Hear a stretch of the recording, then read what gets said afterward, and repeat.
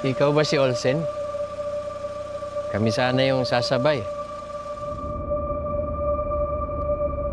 Gaano ka na ba katagal doon? Walang taon na rin ho. May sweldong pumapasok buwan-buwan. Ayos na ako doon. Masaya ka ba sa mundo mo? Oo, saya naman. Kahit kami lang ni nanay. Sana lumaki si Tonton kagaya mo. Sana hindi niya ako makalimutan pag wala na ako.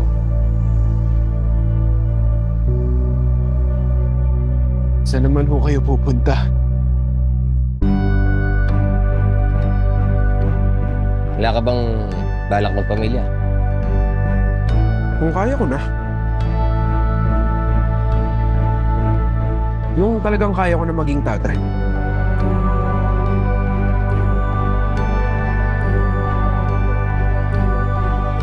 Happy birthday, Olsen.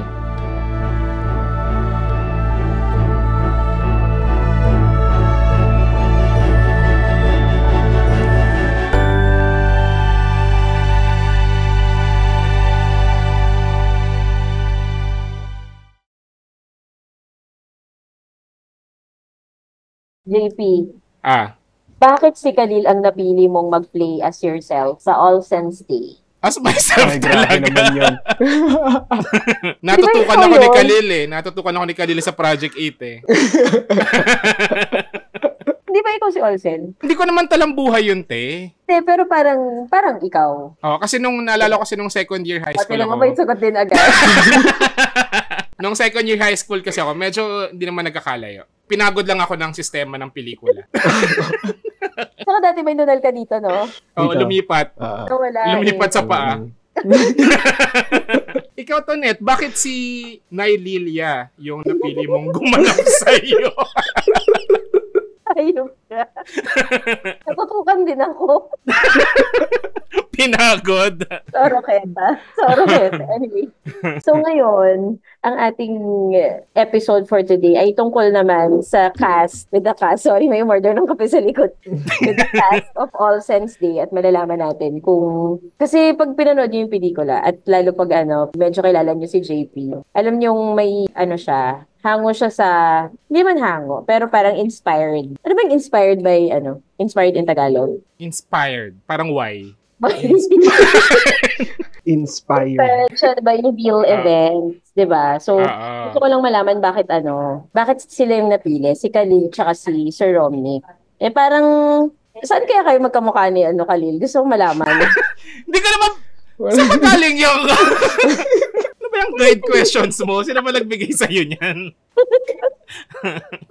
Sige. Maghay muna tayo sa mga natin habang may nakapila sa likod. Maghay muna tayo sa mga ka-eme natin, 65,000 dito sa Zoom. 65K, Hello. 33. 33,000 sa Discord. Ang dami dito mga fans ni Khalil. Maraming salamat. Hi guys. Sa mga Hello. Good evening. Yes, sa mga first time dito sa live recording ng Walang Kwentang Podcast. Thank you. Part of your subscription will go to our Mike Kwentang Scholars na i-reveal namin by March or April. So, thank you so much, guys. Sa mga gustong mag-join ng mga live recording sa akin, punta kayo sa angwalangkwentangpodcast.com. That's angwalangkwentangpodcast.com. And pwede kayo maka-join sa mga live recording at mag-chat gaya ng nangyayari right now. Pero hanggang chat lang. Ayun. Sige, pakilala muna tayo. Hintayin natin si Sir Romnick. Kasi yata, naligaw, walang nakihitch na di ba nakihit siya? Walang nahit siya. So, matagal pa bago makapasok. Pini-figure out pa niya. Di naman natin sinasabi na medyo may edad na si Kuya Nick, Baka nahihirapan lang siya. Game. Pakilala muna tayo. Ikaw muna, JP. Okay, ako si JP at ako ang director and inulit ko yung intro ko. Inulit mo naman, ano ba yan? Sige. Ako si JP at 13 naulit ko na rin yun eh. Ako si JP. Ako si JP at manood kayo ng All Saints Day March 14 to 25 sa Gateway Cineplex 18. Yan. Okay, ako si Todet at pupunta din ako sa grand premiere night ng All Saints Day sa, kailan nga? Yan ka na naman. March 17. 17. March 17. So, magkakaroon ng Q&A. Tama? May Q&A after the March 17. Parang may kaunting talkback daw. Yes. Tapos, dala kayo ng tissue. Yun yung maaano ko sa inyo. Hindi ko sinasabing maiyak kayo. Baka lang matae kayo. Just in case. Just in Sige. case. So, ano mo, benta tayo kay Khalil, no? Dapat Oo, mababaw lang kaligayahan ko. Okay, go si Khalil na. Ako naman, si Khalil. Ako si Olsen. Ako na rin si JP. Ito talaga kapag ako nakatanggap ng mga ang kapalamalang mukha ni Direk JP para sabihin, nakamukha niya si Khalil. Kasalanan to nito diba? net eh. At ako rin ay nasa Gala Night sa March 17. Ay, thank you Magkita-kita naman. tayo doon. And yun. Kailan tayo? March 14 to 25 sa Yes. Gateway. Sana ay masuportahan nyo ang aming pelikula. Ayan na! Ayan Yes, na. Kuya Nick. Kuya Nick. Humabol. Hey, Kuya Nick. Sakto, sir. Ikaw na po yung Yan. papakilala. Magandang araw po sa inyong lahat or gabi kung saan man kayo nanonood. Ako po si Romnick Saramenta. Gaganap po sa papel na Totoy sa pelikula ko. Siyempre, hindi, joke lang. Ako yung pinakabata. Yung gano'n. Okay, ayun si Sir Nick. At ito ang Walang kwentang podcast. Presents the cast and director of All Saints Day. Showing March 14 to 25 sa Gateway Cineplex 18, part of Cinepanalo Film Festival. Yes. So, Sir Nick, pag-usapan, Sir, hindi ako sanay ng Sir Nick kasi ko pa nakakatabaw si lang. Sir Romnick. Pero Sir Romnick, Kuya Sir, Okay. Kuya Kuya na Sir, nga lang daw. Kuya Romnick. Stars na ako ni Kuya Romnick. Okay, so pag-usapan natin muna, Sir, yung nung unang beses kayong sinabihan ni JP na in-offer niya yung pelikula, anong nangyari ba? Pinitch ba muna niya or pinabasa yung script bago niyo siya tinanggap? Or tinutukan ba niya kayo ng baril? Pagkakaalala ko, ayaw talaga ni Kuya Nick to. Ayaw niya. Ginawa ko na ba? Hindi. Hindi. Nakatrabaho ko si Direk JP before pa. May mga ginawa kaming projects before and parang yung full-on nakasama ko the whole bit was yung Drag You and Me. Ang dali niyang kasama sa trabaho eh. So, ang hirap magpakipot or mag-alangan pagka siya yung nagsabi. No? And I also know that he writes his own materials. So, syempre, gusto kong mabasa. When I was first told, it was through the management team. Tapos, ang tanong ko kagad, kaya ba natin sa schedule? Kasi yun lang naman palagi ang concern na usually, kaya ba sa schedule? Pag kaya sa schedule, alam ko na ba from the onset na maganda? Huwag papalakpakan tenga mo direct. Pero si JP habak yan eh. Diba? Nakakainis. Hindi, diba? Parang expected mo na maganda yung material and you wanna read it. So, sabi ko, tara. Tingnan natin. Sabi ko, tara, gawin natin. And then, nung naalala ko, nag-script reading kami. Literally, the first time ko nabasa yung script was during the reading. Tapos, ang dami ko lang kaagad naramdaman dun sa pagbabasa namin. Nasabi ko, hindi, gawin natin to. Wala, hindi naman niya kailangan tutukan. I'm sure he was prepared, pero hindi na kailangan. Ano yung kasabay na ginagawa mo nito, Sir? May tinatapos kasi, kami rin ni Khalil, may tinatapos kami. Oo, magkasama project sila for noon. Netflix. Tapos okay. may isa pa akong project din for Netflix na tinatapos at that time. So parang nung time na yon medyo, teka, kakayanin ba natin sa schedule? Yun lang yung naging concern. Gets.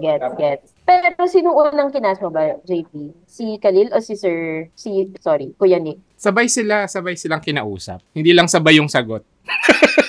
At sabay silang kinausap. Oo. Okay. Hindi yung parang pinagay mo yung isa sa isa. So parang set ka na talaga. Oo. Parang kahit pa paano may magkahawig.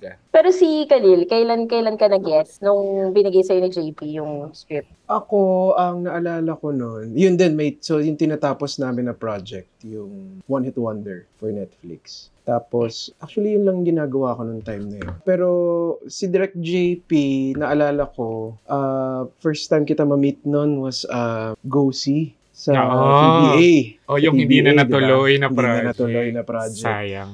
Na gustong-gusto ko sana. Anong project yun? Prequel ng I'm Drunk, I Love You dapat. So, college days? Nakakatawa kasi kami ni Gabi, kinuwento ko din kay Direk JP to sa set eh. Yun ang first film na napanood namin sa Rockwell. I'm Drunk, I Love You. Dating stage pa lang kami. Tapos may nagpicture sa amin sa labas ng Rockwell. Doon kumalat na nagde-date kami ni Gabi habang pinapanood yung movie niya. So yun yung kwento. Ay, yung mga netizens kayo, huwag kayong pahamak. Tapos Nabuti. ayun, ever since noon, parang nung napanood ko yun, tapos nag-go see ako, parang gusto kong makatrabaho si Direk JP. Kasi nagustuhan ko yung films niya. And then, meron pang isang opportunity nung pandemic naman, yung Dito at Doon, tama no? Yes. Oh, Dito at Doon, na naudlot din dahil COVID. Oh my God! Ang daming Kasi ang dami na udlot na project. Oh my God! Okay. So ito na yung third. So third time's the charm talaga. Totoo. Buti na tuloy na. So, nung tinext sa akin to, nakita ko pala yung pangalan ni Direk JP na papalakpak na naman yung tenga niya. nakita ko pala yung pangalan niya, game na. Sabi ko, game na yan, game na. Visit. Mamaya ang tawag namin sa'yo, hindi na Direk JP. Direk Dumbo na. The joke. Wag ganun. Kaya naman maraming salamat talaga, Direk JP, na napaunlakan mo kami. Grabe. Thank you. Ang daming assistant ni JP. 5 yung kinontak namin para mapa-oo siya dito. Oh my God. Grabe. Maraming salamat As in, Kasi sabi nila, sila ba yung Tonet? Hindi naman kilala.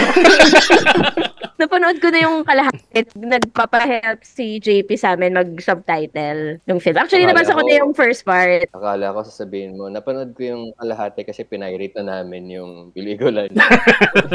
Oo, nasa Telegram. So, Parang ko yung kalahati. So, na-spoil na ako nung Kasi from kalahati to end yung chinek ko na subtitle. Pero naka times 2 para umabot. Kasi nga nagmamadali na for the online. So, ang galing nilang dalawa. Ito, wag naman po pong malakpak talaga yung tenga nyo Baka malaglag yung earbud. Hindi, pero ang galing nilang dalawa. Ang galing nila, nakakaiyak. Pero hindi sila nagpapaiyak. So parang yung dating sa kanya sa akin ng buong film, siya, yung pagka-slice of life niya ay na hindi in-overdramatize. Kaya siya siguro mas nakakaiyak. Kasi for sure, meron kang maalala mo yung tatay mo, maalala mo yung kapatid mo or yung anak mo or kapatid mong tatay na dun sa 3 characters kasi may isa pang character, diba? So, kaya nga sabi ko, magdala kayo ng tissue. Tapos, pag hindi kayo naiyak, hindi ko na rin alam. Nakakaiyak talaga siya.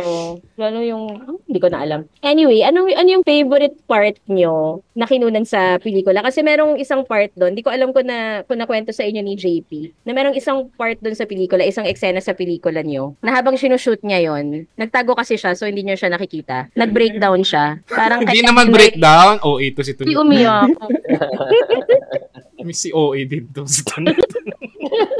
Hindi nga may sarili siyang eksena. Eksena. Sabi ko nga sana nagdaliin na eh. Naka na isang camera. Oo, para may shot din siya. Siyempre, hindi naka-setup. Tatagal pa kasi kung papasetup. Dapat na BTS yun, Buti na lang hindi. Yung playground scene. Pero kayo, anong eksena yung siguro pinaka sa buong experience ng pag-work sa All Sense? Ikaw, Kalila. Sige, ako na lang. Ito nga pala po ang programang tanong mo, sagot mo. Hindi. Ako meron ako. Yung sa akin, nasa latter half na din ng film to. Without spoiling the story, may isang eksena kaming dalawa ni Kuya Nick na titigil kami sa biyahe. Tapos, isang mahabang conversation siya about life, about relationships and their point of view and their perspectives. Parang nung ginagawa ko yun, sobrang, alam mo yung parang ang reflective nung experience na hindi ko in-expect. Kasi parang sa text while reading it, I didn't want to, kumbaga dun sa eksenang yun, hindi ko siya hindi ako nag-over-prepare in a sense na hindi ko minarka yung mga gagawin ko. Kasi I wanted to be ready with whatever Kuya Nick would bring to the scene. And hindi ko in-expect na yung conversation na yun ang nanamnam ng napakaganda. Yun yung favorite ko. Kasi ang totoo lang niya. Ang totoo lang nung pinag-usapan.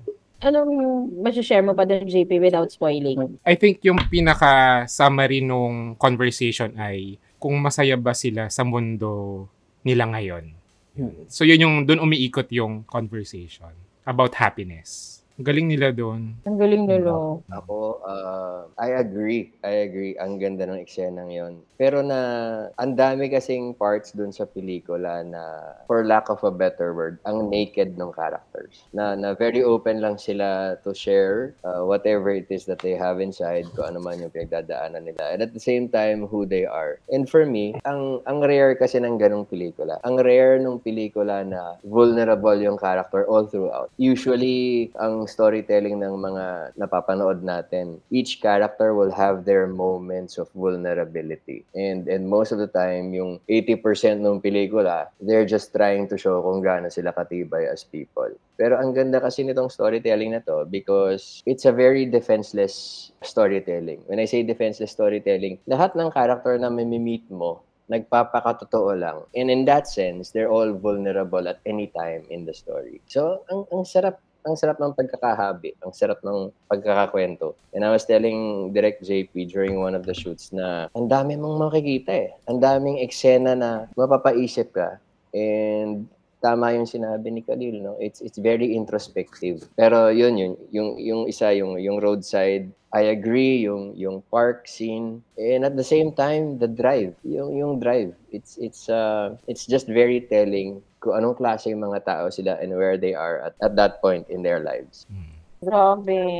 Galing nila doon. Kasi yung sabi ko sa kanila doon, yung sa buong pelikula, kasi puro nga conversation siya. So, yung mga poses, as in yung normal na conversation na, di ba kasi minsan sa pelikula, sinisiksik natin kasi may target na running time lang. Pero dahil nga yung script namin, manipis lang siya eh. As in, ito yung pinakamanipis na script na meron ako. So, sabi ko, yung mga poses, yung mga hinga sa conversation, gawing lang natural. Tas, ang galing. Abangan nyo rin, merong may pa one shot si Direk dito na parang Alfonso Cuarón yung uy, one shot sabi ko. Dito niya nakuha yan actually. So, sinabi ko na nga ba, ginagaya ko. Oo, dito niya nakuha yun. Si Sir Anthony ng originality. Pero actually, di ba, mas mahirap gawin yung parang natural lang. Kaya lang, feeling ko, sa actors, mas mahirap gawin yung like real life. Kasi syempre, strip down, hindi siya overly dramatic. So, latte? Ako, sa akin yata yung latte na yun. May latte. Ako po, soft drinks lang, hindi. Hindi ako, baka si Khalil naman ang pumarap ang tenga dito. He's so natural also kasi.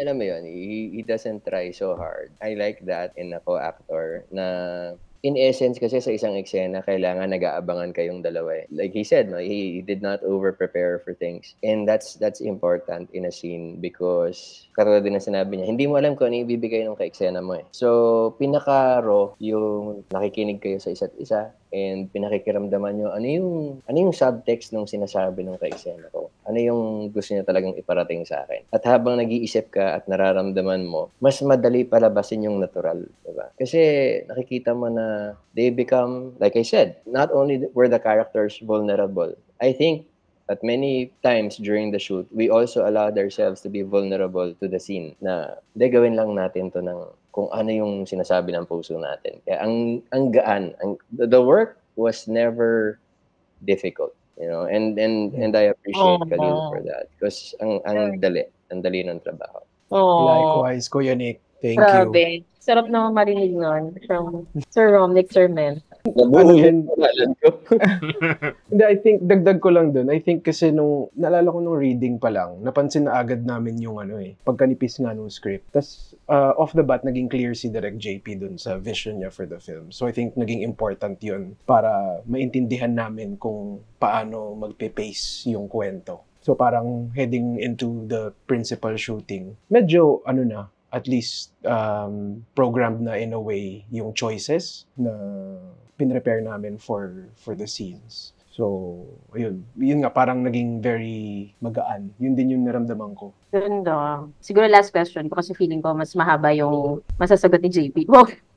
Hindi ko kasi alam kung nabanggit sa inyo ni JP before the shoot na yung film na to ay a film he dedicates to his dad. hindi ko alam kung alam niyo ba yun. And kung nalaman niyo yun, or kung hindi niyo nalaman, parang how difficult was it? Or how was the experience starring in a film na alam mong sobrang importante at sobrang personal dun sa director? Matagal na to, 2000 ano pa to? 1995 pa to, no, Jay? 1995, tapos ni-revive ng 2012. 2012. Happy! 2012 pa niya ginawa. Tapos ngayon lang na produce. So nakailang drafts na to. So naisip ko lang kasi, syempre there are films na you act na magiging part ka, pero there are films na alam mong very personal to the director na it will be a little more difficult, I guess, to navigate the characters because they are based from real life. Parang never yata sinabi ni Direk JP sa akin personally. Parang hindi niya kami binerief na, uy, ano to ha? Tungkol to sa ganito or ganyan. Parang I think maybe parang hindi rin siguro kami ma-pressure in a sense. Pero parang while shooting, I think na-figure out ko na lang while shooting. Siyempre, while reading it, parang kahit papano, I mean, usually naman, it's inspired by personal experience ng writer. So, I kind of had an idea. So, while shooting, nung nakita kong natitiri-eyed si Direk, doon ko na na-confirm. Okay, sabi ko, okay. Personal, very, very personal ito sa kanya. And I think as an actor, syempre, I guess mas may care towards the material. Syempre, mas naging sensitive ako. Without, of course, overdoing it, ayoko namang maging very cerebral yung approach ko na parang, dapat ano ako kasi kwento to ni Direk or kwento to ng father niya. But then, syempre mas naging sensitive ako whenever I would talk to him also. Ewan ko kung napansin mo yun, Direk. Whenever I would talk to scenes, or at least, medyo careful ako kasi I knew you were emotional while shooting it. And I wanted, I guess, to know na we're on the right track without having to like literally ask you na tama ba yung ginagawa namin or tama ba yung But yeah, syempre mas may higher responsibility yun in a sense. But then, naisip ko na lang, pagka nakikita kong umiiyak si Direk, siguro okay na yun. Good job yun, ibig sabihin. Sisilip na lang ako sa system pagka nagpupunas na ng luha. Akala mo hindi ko nila nakikita. Parang alam ko ata. Parang alam ko yun. Ako naman, buti na lang hindi kita nakitang umiiyak. Kasi baka isipin ko, naku, hindi yata siya masaya. Hindi, pero yung sa kaso ko kasi, maurirat akong tao eh. Marami akong tanong. I think it was during the look test before the reading. Una, tinitingnan ko yung production design, yung design for the character. Sabi ko, bakit ganito yung get-up ko? Ano ba yung gustong character nito? Yung styling. Yung style ng pananamit ko. It was actually nostalgic for me. Meron kaming neighbor before na ganun manamit. And I'm kind of fond of that neighbor. So parang biniro ko pa si Direk. Direk, ganito yung itsura ng kapitbahay ko dati. Nagtitinda ng hopya eh. So tinanong ko siya. Sabi ko, ano ba yung character? Sabi ko ganyan. And then he told me lang na parang medyo silly siya na tao. Very light. Ganyan. Okay, ganyan. So sabi ko, saan ba galing to? Because I already know that he wrote it. And then he said, it's inspired by what happened to me before. Ganyan. When I heard that, sabi ko, okay na. Not too many details. Lumaki ko sa mga veteranong laging sinasabi na igalang yung material. No? Igalang yung material dahil may pinaghugutan yung nagsulat, and sometimes the director has a personal stake in it also. And knowing that, na siya yung nagsulat at siya yung director, this is deeply personal. Kasi ewan ko kung ginawa na ni Direk ever na nagsulat siya tapos ipinasa niya sa iba para gawin. Pero iba rin yung value nun para sa isang writer eh. Yung nagsusulat ka tapos ipinapasa mo sa iba. At pag nagsulat ka at gusto mong ikaw ang gumawa, it is because masyadong valuable for you. Kung ano man yung bacteria or idea na nag-start nun. And knowing that na personal, tama si Khalil, no? You take a lot of care not to blow things out of proportion. Hindi mo gustong caricature yung experience or yung visuals nung nai-imagine niya. Gusto mong kapain nasan siya at this point and ano talaga yung reflection. Kasi di ba pag nagsulat ka ng eksena, hindi ako writer. I can only imagine na pag nagsulat ka ng eksena and you go through the dialogues, you go through the pacing of the scene, may isang tumatayong whole idea na gusto mong itulak or gusto mong ipaalam sa manonood or paramdam sa actors. So yun yung hinahanap ko palagi. Yung ano yung purpose ng eksena, ano yung purpose ng conversation. Sometimes it's not even mentioned kasi sa dialogue eh. 'Di ba? And hopefully, nung ginagawa namin, ang inisip ko lang, sana tamaan ko yung emotion na gustong iparamdam ni Direk. Kasi yun yung importante for me. Naitama ba nila, Direk? Konti na lang. Tara, retake. Hindi, kaya favorite ko yung isa sa mga favorite ko yung playground scene. Bukod sa first sequence natin yun ng araw na yun, yung umaga-umaga, tas ang bigat ng laman ng eksena. Pero parang kasi siya, yung mga dialogues kasi hindi siya, parang patama lang siya lagi. Parang may second layer lagi yung meaning. Pero hindi siya in your face, laging ganun. So, yung pagkakabitaw nung dialogue nilang dalawa doon. Sobrang, bukod dun sa yung 5 pages ata yun na script or 6 pages. 5? Oo, yun yung sinasabi ni Khalil kanina na eksena. Or more. Parang 7 at basta mahaba siya na eksena. Bukod Hindi pa dun yung yung 10 playground. pages. Oo, nahiya pa. Sabi ko parang masyadong mahaba yung 8. Sige, 7 na lang. Alam mo, na-realize ko, itong All Saints Day, parang ito ba yung first non-rom-com or non-romance film mo? Yes. Ito yung first non-romance. no? First na hindi tungkol sa pag-ibig na romantic. Yes. Ibang klaseng pag-ibig. Grabe no? Pero sa tingin ko, napaka-romantic ng storytelling. True. Ang DOP ni JP dito ay si Cara. Cara Moreno. Cara. Pena? Same DOP ko rin sa XX Lovers, sa Dito at Doon. Yan. Yes. O sige, i-invite na natin sila sa gala nyo. At siguro ano yung gusto nyong maramdaman ng audience? Bukod sa maiyak, ano yung general feeling na gusto nyong dalhin nila pagkatapos panoorin? Last ka na, JP, kasi personal film mo eh. Go. Sige, ako na rin ulit. Manood po kayo. Sige ako.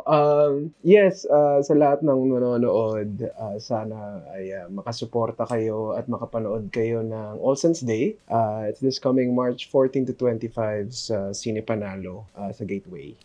Yung gala namin is on March 17, so we'll be there. Tas I think may talk back after. So pwede natin ituloy itong podcast doon.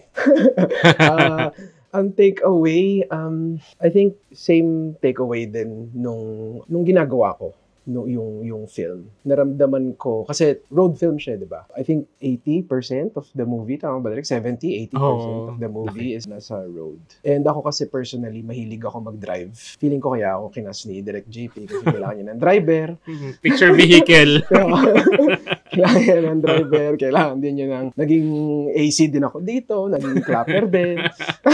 At nung ginagawa ko siya, ako whenever I go on long drives, minsan walang music, it's just you, your thoughts, at napaka-introspective nung journey. And I think sometimes in life, kailangan natin ng ganun. Kailangan natin ng moments where from point A to point B, from your starting destination to the final destination ng drive, that whole middle, sometimes kailangan natin pagdaanan yung ganong klaseng journey na mapapaisip ka kung nasaan ka na sa buhay mo, ano yung perspectives mo talaga on happiness, on family, on your relationships. And that's something that I also personally do from time to time.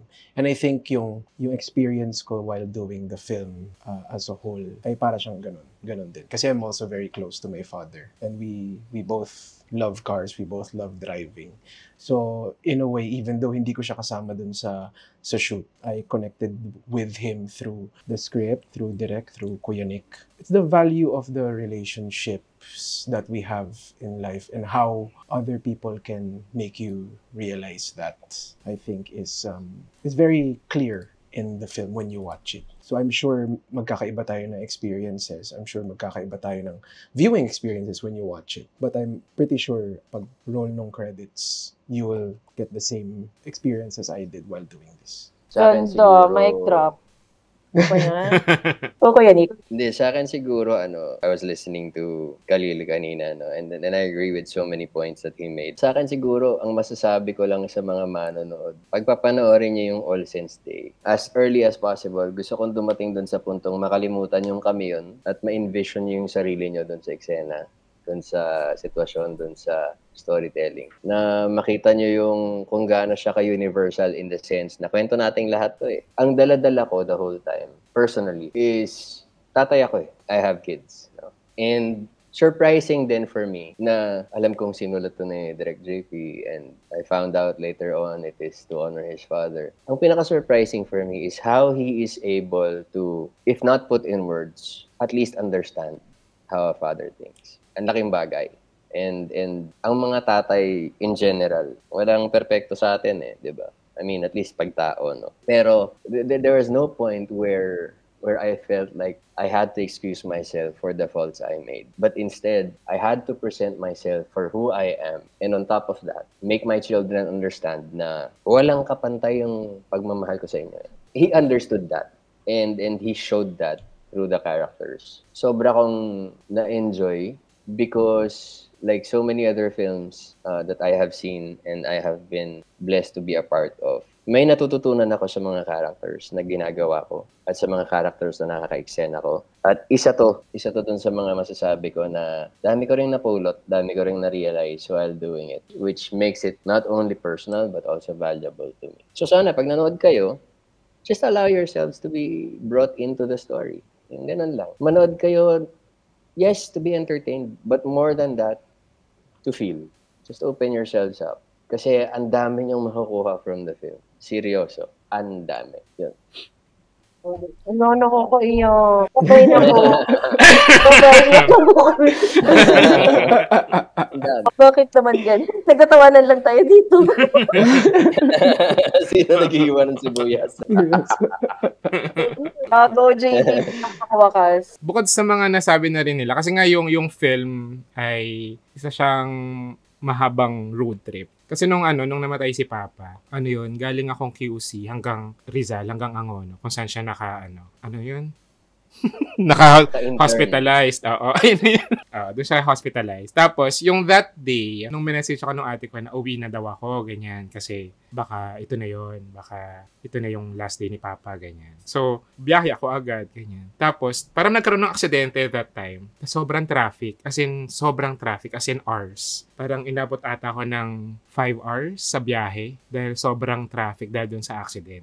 So, yung experience na yun yung parang longest drive talaga na experience ko ever. Para marating ko yung tatay ko na naghihingalo, ganyan. So, parang nung nilagay ko siya sa film, parang longest drive siya. Pero ito yung longest drive na parang gusto mong ma-spend with someone na hindi mo man kilala pero reminds you of someone na sana meron ka. Parang ganon. Parang yung gusto kong makuha nila from this film ay parang how to enjoy life habang meron pa. Kasi, yun nga, parang pag tumatanda nga tayo, parang, yun, minsan nakakalimutan natin yung mga halagang bagay kasi sobrang busy natin sa trabaho, ganyan. So, ang dami nating nakakalimutan along the way na minsan natitake for granted natin. Tsaka may napanood akong isang, I forgot where, pero, di ba kapag daw namamatay isang tao, so nakalagay yung date, yung year of birth, tsaka yung kailan siya namatay. Tapos may dash lang between those dates. So, yung hindi importante kung kailan ka pinanganak or anong age ka namatay. Pero yung dash na yun yung pinaka-importante sa buhay ng tao. Kung paano mo i-suspend yun. Kung paano ka mabubuhay with people na mahalaga sa'yo. So I think yun yung gusto kong maging takeaway nila after watching the film na kailangan nating mag-slow down and to check on ourselves and our loved ones. Ganyan. Ayun. Tignan natin to, naiyak na ako. Pwede mag-joke. Bawal mag-joke. Kung may dalawang taong naglalakad sa Cubao, hindi joke, wala talaga. Congrats everyone. Sobrang galing ni Khalil and Sir Romnick dun sa pelikula na nakaka-excite na paano siya ma-experience ng ibang tao. Kasi syempre, ako kilala ko si JP, lagi ko naman siyang kasama. Pero kaya gusto ko ring mapanood siya with other people kasi gusto ko malaman kung ano yung take nila dun sa pelikula pag first time nilang panoorin. Ayun, thank you po. Thank you sa ating guests. Direct JP. Thank you. Thank you, Kuya Nick. Thank you, Kalil. Ay, maraming Ito sa premiere salamat. night. Pleasure is mine. Yes. See you Thank sa you, Monday. Salamat. Bye Yes, po. Thank you, See thank you. Drex. Salamat. See you, Direk. Bye. See you on Monday.